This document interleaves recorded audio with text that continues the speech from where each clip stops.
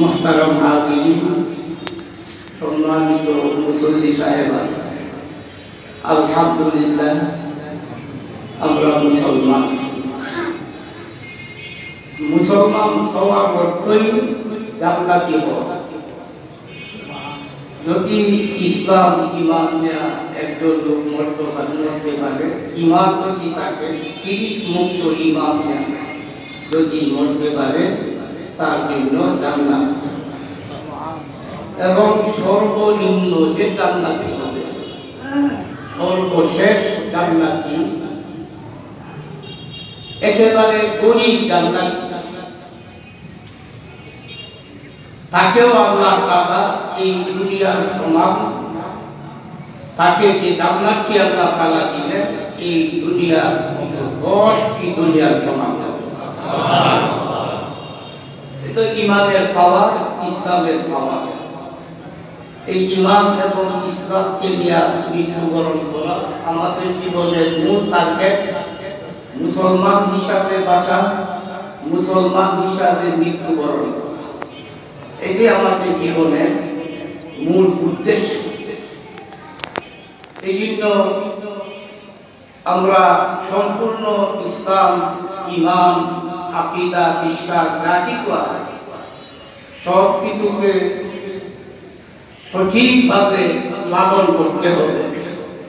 শিরক মুক্ত ঈমান, শিরক মুক্ত ইসলাম নিয়ে যদি বলতে পারি, আল্লাহ তাআলার সন্তুষ্টি লাভ করার জন্য আমাদের জীবন হয়, তাহলে এই জীবন সফল জীবন, এই জীবন কামিয়াব জীবন। সফল জীবন যে আল্লাহ তাআলার সন্তুষ্টি নিয়ে মরতে পারে। সারা দুনিয়া কিন্তু আমার আল্লাহ তাআলা যদি আমার উপর রাজি এবং খুশি থাকে, তাহলে আমার জীবন সফল। ফুস্তু ওয়া রাব্বিল আ'লা, আমি সফল। হযরতে আমির মুআবিয়া রাদিয়াল্লাহু তাআলা আয়েশা রাদিয়াল্লাহু আনহার কাছে একটা চিঠি লিখেছিলেন। চিঠিতে উনি এই মর্মে আরজ করেছিলেন যে আমাকে সংক্ষিপ্ত কিছু নসিহত আপনি করবেন, কারণ আমি ব্যস্ত, রাষ্ট্রীয় কাজে, খেলাফতের কাজে ব্যস্ত। লম্বা নসিহত করলে আমি ওইগুলির উপর আমল করতে পারবো না, হয়তো সম্ভব হবে না। এই জন্য সংক্ষিপ্ত নসিহত আপনার কাছে। আম্মা জান আয়েশা রাদিয়াল্লাহু আনহা সংক্ষিপ্তভাবে মাত্র 2টি কথা বললেন, 2টি নসিহত করলেন। আমির মুআবিয়া রাদিয়াল্লাহু আনহু, মানিক তামাসা রেজাল্লাহি বিসাকাতিন নাস কাফাহুল্লাহু মাউনাতান নাস ওয়া মিন মানিক তামাসা রেজাল্লাহি বিসাকাতিল্লাহ ওয়াক্কালাহুল্লাহু ইলান নাস। অত্যন্ত গুরুত্বপূর্ণ কথা। আয়েশা রাদিয়াল্লাহু আনহা কাছে তো নবুয়তের অর্ধেক এলেম ছিল, নবুয়তের অর্ধেক এলেমের অধিকারী ছিলেন একাই হযরতে আয়েশা রাদিয়াল্লাহু আনহা। আয়েশা রাদিয়াল্লাহু আনহা বললেন যে কোন ব্যক্তি যদি আল্লাহ তাআলার সন্তুষ্টি চায়, আল্লাহ তাআলাকে রাজি খুশি করতে চায়, মানুষ যদি বিরোধিতা করে, নারাজ হয়, আল্লাহ তাআলাকে রাজি করতে চায়, আল্লাহ তাআলা তার জন্য যথেষ্ট হয়ে যাবে। কাফাহুল্লাহু মাউনাতান নাস, মানুষের শত্রুতা, মানুষের হিংসা, বিদ্বেষ বা মানুষের পক্ষ থেকে যত কষ্ট পেয়ে আসুক না কেন,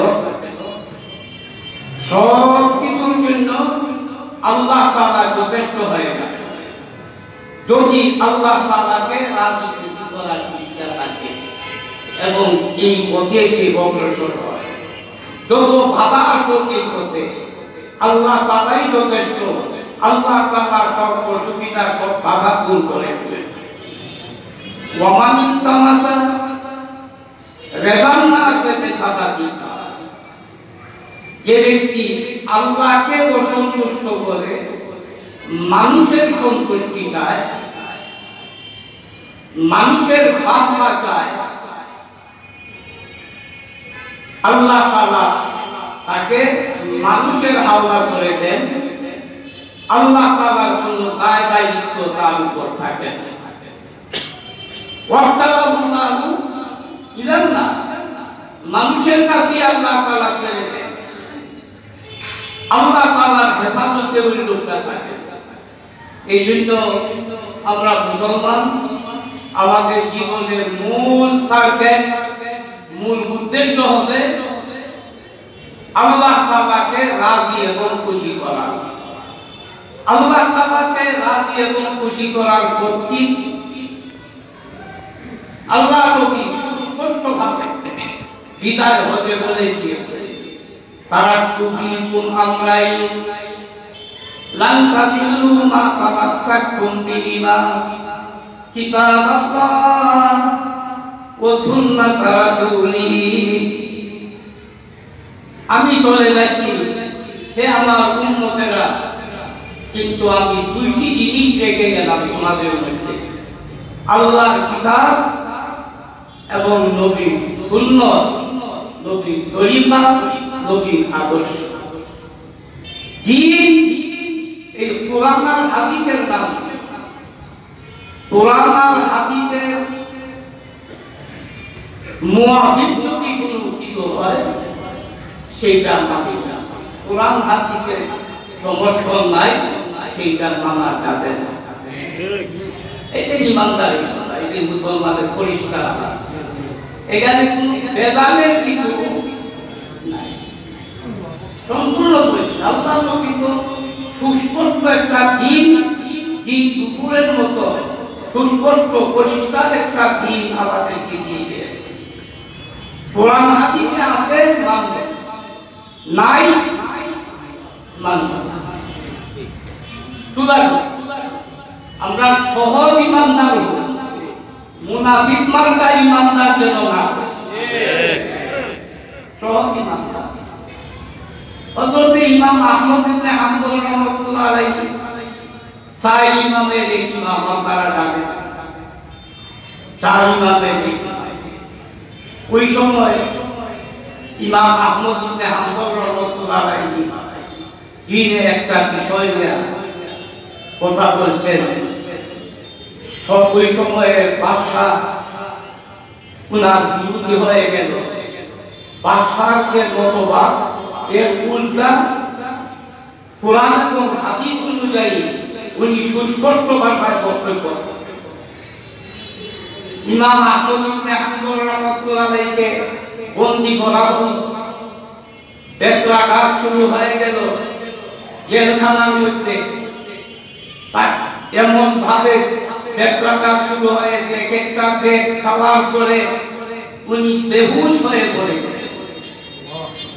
আবার হুশ আসতো, হুশ আসার পরে আবার জিজ্ঞাসা করতো যে তোমার মত কি? আসো আসো হুজুর চলে আসো। হযরত ইমাম আহমদ ইবনে হাম্বল রাহমাতুল্লাহ আলাইহি হুশ আসার পরে বলতেন ইতুনি বিকিতাবিল্লাহ ওয়া সুন্নাত নাবিয়্যিহি আত্তাবিকুম। হে বাদশা শুনো, তুমি আমার সামনে আল্লাহর কিতাব, নবীর সুন্নাত নিয়ে আসো, আমি তোমাকে মানব। যদি আল্লাহর কিতাব নবীর সুন্নতের খেলাফ হয় আমি মানি না, মানব না। আবার শুরু হচ্ছে দেব প্রহার। এইভাবে ইমাম আহমদ ইবনে হাম্বল বারবার একটি কথাই বলে, একবারে মৃত্যু পর্যন্ত একই কথা, যে আল্লাহর কিতাব আনো, নবীর সুন্নাত আনো, নবীর হাদিস আমাকে দেখাও, আমি মানব, নতুবা আমি মানতে পারি না, মানি না, মানতে পারি। এইভাবে ইমাম আহমদ ইবনে হাম্বল রাহমাতুল্লাহ আলাইহি শহীদ হয়ে গেলেন। কিন্তু উনি মত অন্যায় ওই সময়ের রাষ্ট্রীয় শক্তির সামনে তিনি একজন আলেমের একজন ইমামের কাজ। এই জন্য ওই ইমাম আহমদ ইবনে হাম্বল রাহমাতুল্লাহ আলাইহি শাহাদাত বরণ করলেন, কিন্তু তার অবস্থা কি হয়েছিল? তার জানাজা দেখে, চেহারা মুবারক দেখে ওই সময় 20,000 খ্রিস্টান ইসলাম গ্রহণ করেছে। 20,000 খ্রিস্টান ওনার জানাজা দেখে ইসলাম গ্রহণ করেছে। একজন আলেমের অবস্থা কোথায়? মরলেও বাঁচলেও যেখানে থাকে দ্বীনের খেদমত করে। একজন মুসলমান কোনদিন শিরকের সামনে মাথা নত করতে পারে না। শিরক মুক্ত ঈমান, শিরক মুক্ত ইসলাম, এই হইল আসল বিষয়, মূল বুনিয়াদ, মূল ভিত্তি, মূল ফাউন্ডেশন আমাদের ঈমান আর ইসলামের। এরপরে নামাজ রোজা এইগুলি ইবাদত বন্দেগী সেইগুলি আছে, কিন্তু মূল বিষয় থাকতে হবে। উলামায়ে কেরাম এই ১,৫০০ বছর পর্যন্ত এইভাবেই দ্বীনের হেফাজত করে আসতেছে। উলামায়ে কেরামের মাধ্যমে দ্বীনের হেফাজত হয়েছে। উলামায়ে কেরাম সরল কথা, দুনিয়া তেমন একটা কিছু বুঝে না, কিন্তু যখন হারাম আসবে, শিরিক আসবে, হারামের প্রশ্ন, শিরিকের প্রশ্ন আসবে, ওইখানে ওই সময় গদির মধ্যে বসা, ছাটাইয়ের মধ্যে বসা, মাটির মধ্যে বসা ওই একজন আলেমের হুঙ্কারে সারা দেশ, সারা বিশ্ব প্রকম্পিত হয়ে যায়। বাদশাহ শাহজাহান আপনারা জানেন, ইতিহাস পঠিত বাদশাহ। একবার ওনার একটু আগ্রহ সৃষ্টি হলো যে উনি রেশমের কাপড় পরবেন। রেশমের কাপড় এবং স্বর্ণ পুরুষের জন্য হারাম, আমরা জানি। পুরুষের জন্য স্বর্ণ, রেশমের কাপড়। আজকাল যদিও আমাদের কোন কোন যুবকরা কি করে গলায় স্বর্ণের চেইন পরে, তা তো হারাম। স্বর্ণের আংটি ব্যবহার করা হারাম। বিবাহের দিন সাবধান, যারা বিবাহ করেন নাই এখনো, তার করেছে স্বর্ণের আংটি ব্যবহার করা যাবে না পুরুষ, এটা সম্পূর্ণ হারাম। এই বিষয়টা জানাটা আমাদের দরকারও আছে, এবং ওই হারাম থেকে বাঁচার দরকার আছে। না হয় জাহান্নামে আগুনের আংটি পরানো হবে, আগুনের আংটি পরানো হবে। যারা স্বর্ণের আংটি পরে, স্বর্ণের চেইন লাগায়, পুরুষ হয়েও মহিলা হতে চায়, যে পুরুষ মহিলার আংটির নমুনা ধরে, লাখ লাহুল মুসাব্বিহিনা মিনার রিজালি বিন নিসা, দুই প্রকার রূপের উপর আল্লাহর লানত, আল্লাহর প্রতিষ্ঠা। পুরুষ হয়ে যদি মহিলার সাদৃশ্য গ্রহণ করে, তার উপর লানত। ওয়ালানাল্লাহুল মুতাসাব্বিহিনা মিনান নিসায়ে বির রিজাল, এবং যে মহিলা পুরুষের আকৃতি, পুরুষের নমুনা, পুরুষের পোশাক পরিচ্ছদ গ্রহণ করে, তার উপর লানত। আজকে আমাদের মেয়েরা খুব সুন্দর জিন্সের প্যান্ট, পুরুষাধিকার দান করে, এমনকি এরা মনে করে যে আমি মহিলা নই, আমি পুরুষ, পুরুষের সবকিছু। এই বিষয়টাও আমাদের লক্ষ্য রাখা দরকার। পুরুষের পোশাক, পুরুষের নমুনা, পুরুষের মতো হাঁটা, পুরুষের মতো কথা বলা, পুরুষের মতো ভাবভঙ্গি প্রকাশ করা, এটা সম্পূর্ণ হারাম। ওই মহিলার উপর, ওই মেয়ের উপর আল্লাহর লানত এবং অভিশাপ। তো বলতেছিলাম, বাদশাহ শাহজাহান উনার আগ্রহ, উনার মনের সাহেব, আমি রেশমের পোশাক করব। এখন বাদশাহ চিন্তা করলো রেশমের পোশাক যদি পড়ি মৌলবীরা আমার উল্টা পত্র যদি দেখেন এটা দিবতে বলবো কি করা একদম দরবারি মৌলবীর কাছে পতুয়া চাইতো দরবারি মৌলবী আলেম কিন্তু দুই প্রকার দিনদার আলেম দুনিয়াদার আলেম দিনদার আলেম ওই ব্যক্তি যার কথায় মানুষের সংশোধন হয় ভুল পথ ছেড়ে গুনার পথ ছেড়ে সঠিক পথে আসার তৌফিক হয় সেইটুকু হইল দিনদার আলেম আর দুনিয়াদার আলেম যার কথায় মানুষ আরো বেশি বিভ্রান্ত আরো সুযোগ পায় ইমান ইসলামকে বর্জন করা ইমান ইসলাম থেকে দূরে থাকা ইমান ইসলামের সবকিছুকে তুচ্ছ তাচ্ছিল্য করার সুযোগ পায় এরা হইল দুনিয়াদার আলেম না আমরা কি দিনদার আলেমের সাথে থাকবো না দুনিয়াদার আলেমের সাথে আল্লাহ আমাদের তৌফিক দান বাদশাহ শাহজাহান ফতোয়া চাইলেন এই দরবারি আলেমরা এই দুনিয়াদার আলেমরা তাদের উদ্বেগ হইল হাদুয়া রুটি আর কিছু হাদুয়া রুটি একটু জিজ্ঞাসা করেছিল 2 আর 3 এর কত হয়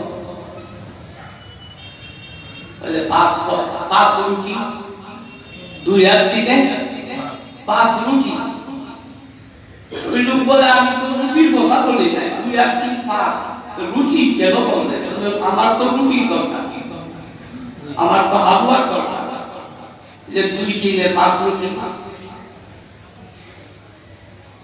বাদশাহ শাহজাহান ফতোয়া চাইলেন দরবারি আলেমরা বলল বাদশাহ নন্দন আপনার জন্য রেশমের পোশাক পরা জায়েজ আছে বৈধ আছে ফতোয়া পাইয়া কিন্তু বাদশাহ চিন্তা করলো খুব লক্ষ্য করে শুনি আমরা মুসলমান হিসাবে রাখতে চাই মুসলমান হিসাবে মরতে চাই আমাদের আর কোনো কিছু দরকার নাই এক কথা এক দফা এক দাবি মুসলমান ঠিক লাগে বাদশাহ বলল যে তোমরা আমার দরবারে আলেম আমি যা বলি তাই আমার হাত হাতে হাত জি হুজুরের দল তোমরা এটা আমি জানি তোমরা আমার হালুয়া রুটিতে এই দেশে আসো তোমাদের ফতোয়া আমি বিশ্বাস করি আমার দেশে এক মৌলবী আছে মুল্লা আছে মুল্লা বলতে তো আমরা মনে করি একবারে বাদ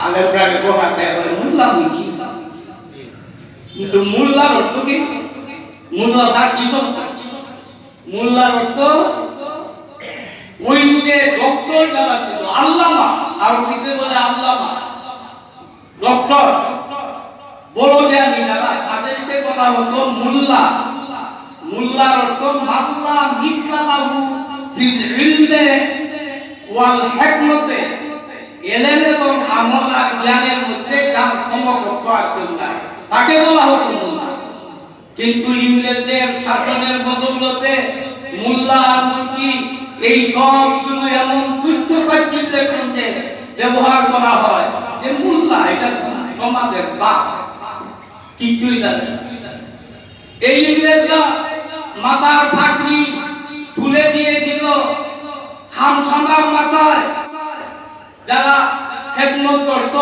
সাগর চাকরি করতো হোটেলের বয় যারা হোটেলের ব্যবসা করতো সার্ভিস দিত এদের মাথায় তুলে দিয়েছে এটা করতো অবমাননা করা উলামায়ে কেরামকে ইসলামী শিআর বা ইসলামী প্রতীককে অবমাননা করা ইসলামী প্রতীক শিআরকে যে অবমাননা করে এই লোকের ঈমান নষ্ট হয় ইসলামী প্রতীককে যে কাটটা বিদ্রোহ করে তার ঈমান নষ্ট হয় অনেক কথা আমার সামনে বন্ধুরা কোনটা বলবো কোনটা না সবটাই তো দরকার বাদশাহ শাহজাহান বলল আমার দেশে মৌলবী আছে মুল্লা আছে এই মুল্লার নাম মুল্লা গিয়ুন উনি আবার বাদশাহ আলমগীর, ওই সময় আলমগীর ছোট ছিল, ছাত্র, ওই আলমগীরের উস্তাদ ছিলেন, ওনার কাছে গাইড করতেন আলমগীর। শাহজাহান বলল, ওই মোল্লা দিউন, একজন মোল্লা আছে, এক মৌলবী আমার দেশে আছে, ওই মৌলবী যদি ফতোয়া দেয় আমার জন্য রেশন হালাল, তাহলে আমি হয়তো পরিধান করব। ফতোয়া পাঠালো উনার কাছে। উনি বললেন যে এখন না, আমি শুক্রবার দিল্লির শাহী মসজিদে সবের সামনে, বাদশাহ ওইখানে আসবেন, মন্ত্রীরাও আসবেন, সবের সামনে আমি ফতোয়া শুক্রবারে, তুমি আমাকে ওই সময় জিজ্ঞাসা করো। যখন বাদশাহ আসে, বাদশাহ উপস্থিত, সবাই ফতোয়া জিজ্ঞাসা করলো যে বাদশার জন্য রেশম হারাম না হারাম। মোল্লা দিউন পরিষ্কার ভাবে জবাব দিলেন যে মুফতি ও মুস্তাফতি খেলাধুলা কাফেরা। এই হতো বলছিল যে একদম হুজুররা তো ফতোয়া দিয়ে দিয়েছেন যে বাদশার জন্য হারাম। তখন উনি বললেন যে ফতোয়া দিল এবং যে ফতোয়া চাইল উভয়ই কাফের হয়ে গিয়েছে। উভয় কাফের। বাদশার সামনে দিল্লির শাহী মসজিদে মোল্লা, কিচ্ছু নাই, মোল্লা কোনো ক্ষমতা নাই, কিচ্ছু নাই। আবার কেমন মোল্লা, কেমন সরল সোজা। একদিন উনার এক ছাত্র এসে বলল, হুজুর আপনি কি খবর পান নাই, আপনার বিবি তো বিধবা হয়ে গেছে। আর যে কান্দার করলেন মোল্লা কি থাকতে, আরে বিধবা বিবি বিধবা হয়ে কেমনে বলেন না, কেন বুঝলেন নাই বিষয়টা? তো উনি তো আছে, উনাকেই বলতেছে, হুজুর আপনি এখানে পড়াচ্ছেন, আপনার বিবি তো বিধবা হয়ে গেছে। কান্দার করছে ছাত্ররা, আসলে বলে কি হুজুর কান্দেন কেন, তোমরা শুনো নাই আমার বিবি তো বিধবা হয়ে গেছে। ছাত্ররা কই, হুজুর কোন বাচ্চারে আপনাকে বলছে, আপনি আসেন বিবি বিধবা হয়ে গেছে। তখন উনি বললেন, কথা তো ঠিকই, তাহলে কাঁদবেন কেন? দেখেন আলেমরা কেমন হয় দেখেন। বললেন যে আমি বিশ্বাস করেছি যেহেতু একজন মুসলমান এই কথাটা বলেছে, একজন মুসলমান মিথ্যা বলতে পারে না। এই ধরনের মোল্লা এমনি তো বাদশার সামনে ফতোয়া দিলেন যে যারা ফতোয়া চায় তারা দেয় সব কাফের। কারণ ইসলামের একটা নীতি আছে, শুধু একটু নামাজ রোজা শুক্রবারে মসজিদে আসার নাম ইসলাম নয়। ইস্তেহলালুল হারামে কুফরুন, হারামকে হালাল মনে করা, হালাল বলে চালিয়ে দেওয়া, এটা কুফর, এটা কুফরি, ইমান নষ্ট। শাহজাহানের মুখ বরাবর ফতোয়া দিলেন। শাহজাহান মসজিদ থেকে বের হয়ে তার সিংহাসনে সৈন্য প্রেরণ করলো যে তাড়াতাড়ি এই মোল্লাকে ধরে নেয়। এত বড় সাহস, এই যুগে আমার সামনে ফতোয়া দিল। আলমগীর ছোট বাচ্চা গুনার ছাত্র দৌড়াইয়া গেলেন হুজুরের কাছে। হুজুর উপায় নাই, বাদশা তো হুকুম দিয়ে দিয়েছে, জল্লাদ আসতেছে আপনাকে ধরে নিয়ে যাবে। তাই নাকি? তোমার বাদশা আবার সৈন্য আছে, আমার তো সৈন্য নাই। যাও তোমার বাবাকে যাইয়া বলো আমিও তার সঙ্গে যুদ্ধ করার জন্য, জিহাদ করার জন্য আমিও তৈরি হয়ে যাচ্ছি, আমিও জিহাদ করব। বাদশা আলমগীর বললেন, হুজুর আপনার তো সৈন্য নাই, কিছু নাই। তখন বললেন, এই আলমগীর শুন, আমার সৈন্য নাই, আমার বস্ত্র আছে, তাড়াতাড়ি আমার ওযু করার জন্য এক বস্তা পানি নিয়ে আসো। উযুর পানি দিয়ে কি করবেন? ওযু করব এবং আমি নামাজে দাঁড়িয়ে 2 রাকাত নামাজ পড়ে সিজদায় করে আমি আল্লাহর কাছে দোয়া করব যে আল্লাহ আমি একটা সঠিক ফতোয়া দিয়েছিলাম, আজকে আমার বিরুদ্ধে এই ষড়যন্ত্র, আল্লাহ আপনার বিচার করেন। বাদশা আলমগীর ভয়ে তরতর করে কাঁদতেছেন। বাদশা তো নয়, সমস্ত ছোট ছাত্র দৌড়াইয়া আবার গেলেন শাহজাহানের কাছে, বললেন বাবা তাড়াতাড়ি আপনার হুকুম উগ্র করেন। এই মুল্লাকে গ্রেফতার করবেন না, যদি এই মুল্লা দাঁড়িয়ে যায় নামে আপনার ময়ূর সিংহাসন উলটপালট হয়ে যাবে, তছনছ হয়ে যাবে। এই মুল্লার আওয়াজ এই দুনিয়া পর্যন্ত নয়, আল্লাহর আরশ পর্যন্ত তার আওয়াজ, আল্লাহর আরশ প্রকম্পিত হয়ে যাবে। আপনার ময়ূর সিংহাসনের তাহাতই থাকবে না যদি এই মুল্লা দাঁড়িয়ে যায় আপনার দরবারে।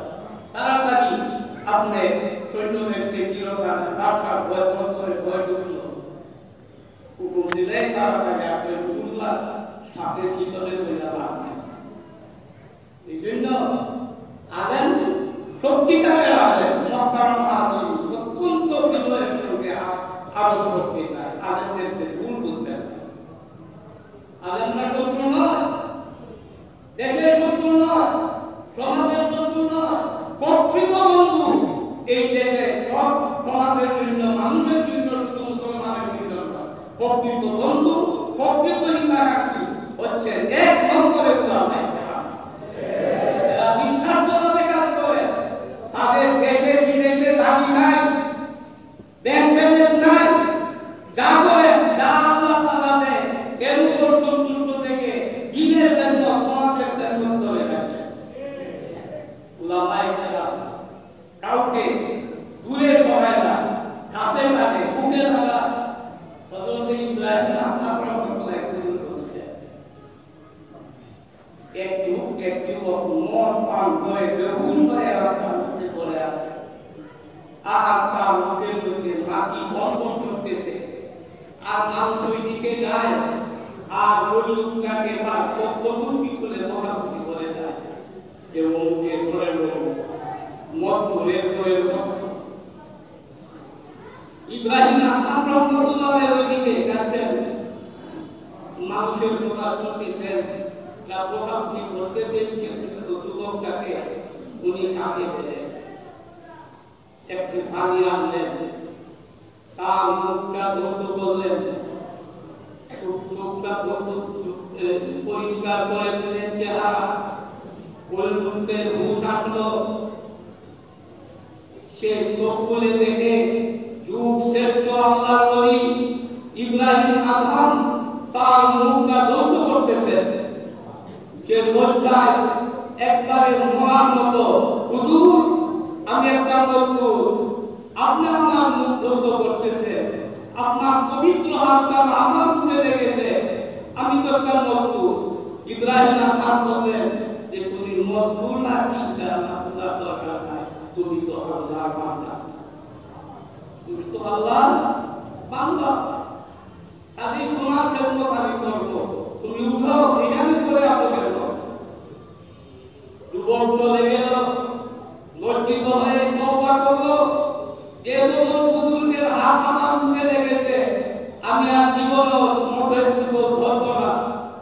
রাতে স্বপ্নে দেখলো আল্লাহর পক্ষ থেকে ফেরেশতা আসলা, স্বপ্ন দেখতেন ইব্রাহিম আদম, ফেরেশতা এসেছেন, বলতেছেন যে আপনি আপনার পবিত্র হাতটা যখন তার মুখে লাগালেন, আল্লাহর রহমতের সমুদ্রে ঢেউ উঠে গেছে, আপনার হাত লাগার সাথে সাথে আল্লাহ তাআলা এইটা বলেছেন যে আমার বান্দা গুনাহগার বান্দার মুখ ধৌত করে দিয়েছে, আমি আল্লাহ আমার কুদরতের হাতে এই গুনাহগার বান্দার অন্তরটাকে পরিষ্কার করে দিলাম, আর সব গুনাহগার মাফ করে দিলাম, সে হয়ে গেল আল্লাহর ওলি।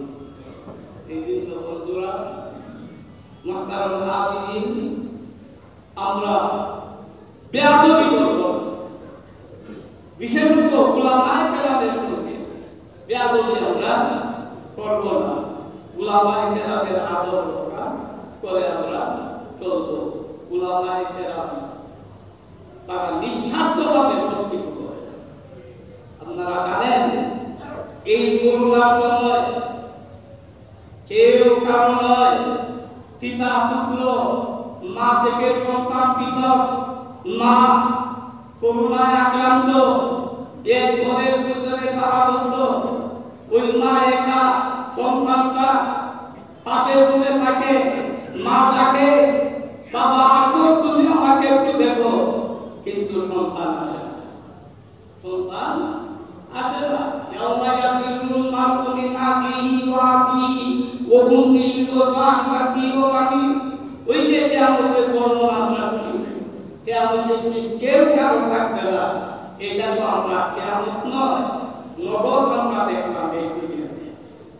কেউ কারো নয়, রাস্তা দেখে না চলে না। এই অবস্থায় এই কিশোরগঞ্জে একদম উলামায়ে কেরাম দাঁড়িয়েছিলেন, আছেন এবং খেদমত করেছেন। এটা আমাদের জানা। কেউ তো আসে না।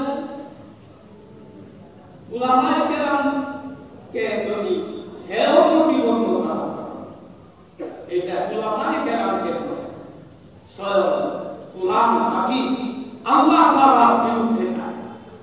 আলেমরা কোরআন হাদিসের কথা বলে, আমি তো আরো অনেক বলছি, শরীরের মসজিদ বলছি, কি কোন আলেম যদি নিজের পক্ষ থেকে কোনো কিছু বলে, তা বঙ্গোপসাগরে নিক্ষেপ করে, কোনো অসুবিধা নেই। কিন্তু যদি কোরআন এবং হাদিসের কথা বলে, তাহলে মানতে হবে, মানতে দেখতে হবে। আর আলেমরা দোষারোপ করেন কেন? আলেমরা তো আলেম হয়েছে এই জন্য, এটা তাদের দায়িত্ব, কর্তব্য। কোরআন হাদিসকে যুগে যুগে যখন যে অবস্থা হোক, যে পরিস্থিতি হোক না কেন, ওই সময় কোরআন হাদিসের সুস্পষ্ট হুকুম, সুস্পষ্ট বিধানকে পরিষ্কারভাবে বলে দেওয়া, এটা একজন আলেমের দায়িত্ব। এই জন্য যুক্তি না, তর্ক না, যুক্তি আর তর্কের দ্বারা ইমান আসে না, দিন আসে না। নিঃশর্তভাবে কোরআন এবং হাদিসকে মানতে হবে। কোরআন হাদিসের ব্যাখ্যা কে জানে?